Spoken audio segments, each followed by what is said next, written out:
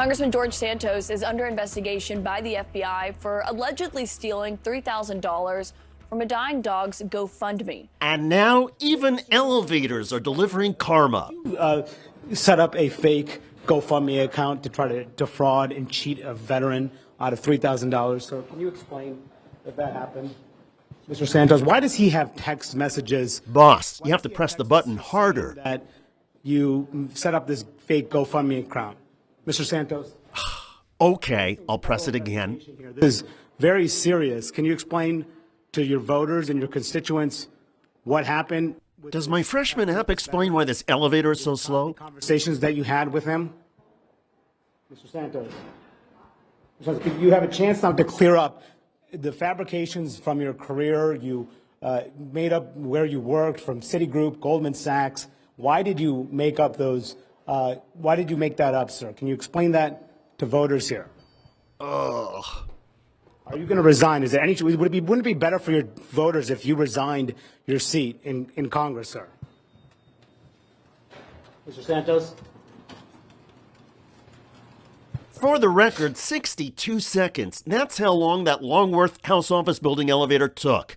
And it was all live on CNN. Santos walked through the hallway just as reporter Manu Raju was providing live updates for CNN's Inside Politics. Congressman George Santos here. Mr. Santos, can you explain, did you set up a fake GoFundMe account? Earlier, Santos got destroyed in a television interview by the Navy veteran whose dog died. I don't want you to ever hurt anybody like you hurt me again, George.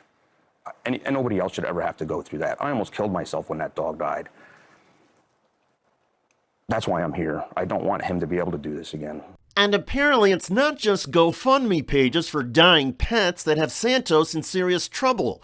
George Santos may owe thousands for traffic violations in 2 states. Quote, add parking and traffic tickets to the growing list of legal and political woes facing embattled Rep. George Santos, a Republican from New York, who may owe more than $3,400 in unpaid citations, according to records from New York City and Florida.